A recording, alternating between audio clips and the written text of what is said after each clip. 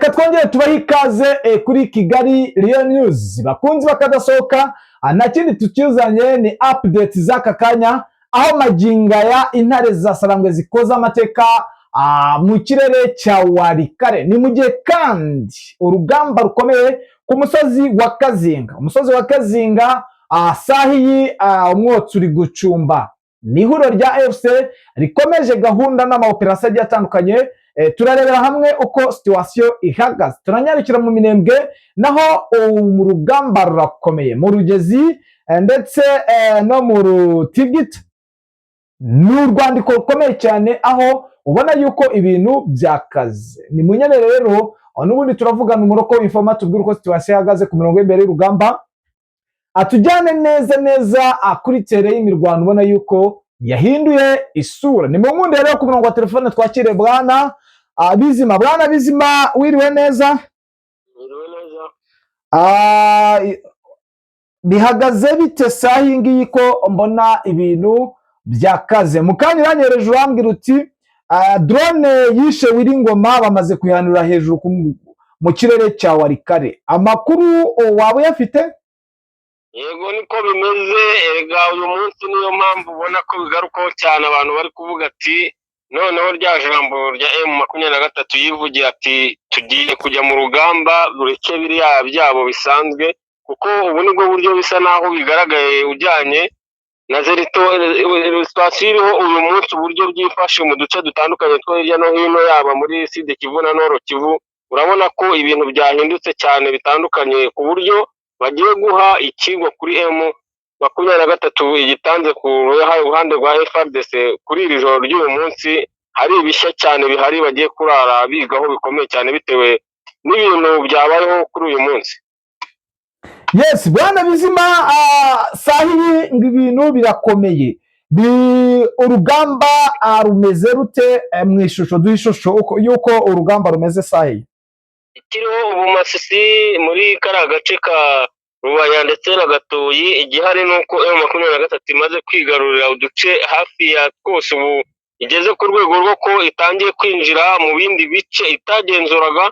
Ubona ko ari ikintu kidasanzwe cyane kandi cyabaye nkaho gikangaranyije FARDC mu rwego rwo hejuru, ku buryo ubona ko operasiyo zihari byabarenze ku buryo bari kwiyambaza izindi nzira zikomeye, bitewe n'uko uburyo bari kuraswamo mu bice bitandukanye bigoranye. Ubu ni ukuvuga ko mu duce twari tumaze iminsi dusa n'utuvugwamo imirwano guhera ku munsi w'ejo kugeza ubu ngubu twose bivuga ko turi Tombe, ni Ruki, Gasenyi ndetse na Gatobotobo, ndetse n'utundi duce twinshi tutabashije kurondorwa aha ngaha kuko ni twinshi cyane. Ariko ubu imirwano ikomeye mu gace isa naho ivugiramo, kandi ubona ko bari kwerekeza mu bindi bice byari bisanzwe birimo ibirindiro bya FDLR cyane bikomeye. Nk'aha ngaha imirwano iri kuri uyu musozi wa Kazinga, bivuga ko n'ubundi FDLR hano ihasanga mu birindiro bikomeye, ariko ubona ko ku minota tuvugana ubu hashobora guhindukaho mu mwanya, ukumva ko n'ibi birindiro babikuyemo bitewe n'imirwano ihari.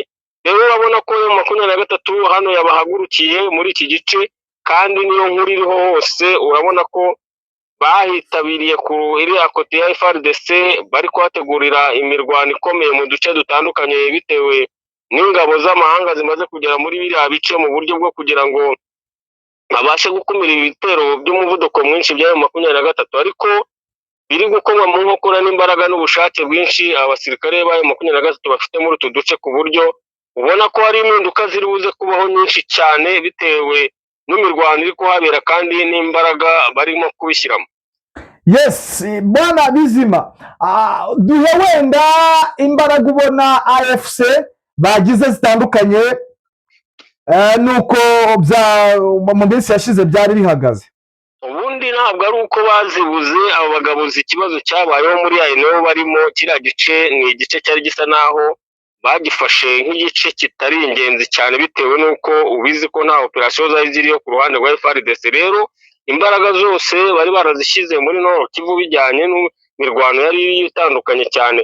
Rero kariya gace ni nkaho bakitabiriye bijyanye n'ibi bitero, operasiyo zihabaye n'umuvuduko ukomeye cyane FDLR yari ifite muri iyi minsi itambutse, kandi bidasubirwaho n'umujinya mwinshi n'uburakari bafite n'uw'igitero giheruka guhitana umuyobozi ari umuvugizi wa M23. Rero urumva ko imbaraga zirahari kandi forces ziriyo ku buryo bwinshi, ubona ko ibikoresho bari nabyo, ariyo mpamvu ubona ko iyi ntambara yahinduye isura, kandi hari n'umwanzuro bafite w'uko batagitegereje ubasanga aho bari, ahubwo ubu ari bo bari kugaba ibitero. Kandi ubizi neza ko iyo bo bagaba ibitero impinduka ziba nyinshi cyane bijyanye n'uduce twinshi bagenzura. Yes, nanjye hari abandakavazi bampaye amakuru ko ihuriro rya FC rifite uburakari bukomeye bitewe n'uko abo mu rwego rw'ubutasi hafi ya bose bari bamaze kubashyira hasi nyuma yari yaraswa. N'ubundi biravuga ko riraraswa hakontorore ko harimo uno mushefu wa escort wa Nzenze bamwita Kazungu, nawe ari mu bapfuye. Hari uwungirije urwego rw'ubutasi, ubwo ni Nzenze Pascal, nawe yaragiye. Colonel Safari uyu nawe yakoraga mu biro by'ubutasi, nawe yaciyeho. Bwana Bizima, byifashe bite? Morale bari kwikura hehe ko abari bashinzwe kubashakira amakuru bamaze kwitaba Imana? Ego, ayo makuru ntago mbizi neza niba ari ay'ukuri, ariko niyo byaba ari byo urabizi neza iteka ryose intambara zigira ibitambo, kandi ntago iyo urwanira ukuri bitari amafaranga cyangwa ikindi gihembo, ndakeka ko nta rugamba rujya runanirana. Iyo batatu bapfuye nyine abandi basigaye barakomeza, niko bijya bigenda mu mahame y'intambara zose zibaho, zifite intego n'icyo zirwanira kizima. Rero ntago morale yabura, kandi urabona ko gucika intege kwabo cyaba ari ikibazo gikomeye cyane kuri bose. Niyo mpamvu intege no morale kubona aho bayikura hahari, kuko ubizi neza ko hari ijambo bivugiye ati kuva muri utu duce bagenda batubwira hirya no hino ntaho tujya, kuko aha ni iwacu. Urumva ko ni ikintu gikomeye cyane kuba wakumva ko babuze morale yo kuba hari imirimo nk'iriya y'intambara babasha gukora kandi bakagera ku ntego z'icyo bashaka. Kandi bafashe umwanzuro ufatika, kandi urabona ko byashyizwe mu bikorwa ko igikorwa bafite ari kiriya, kandi bari buze kukigeraho mu gihe kitarambiranye cyane. Yes, ni mu gihe kandi muri Sud Kivu naho imirwano ikomeje muri ibi bice bya Rugezi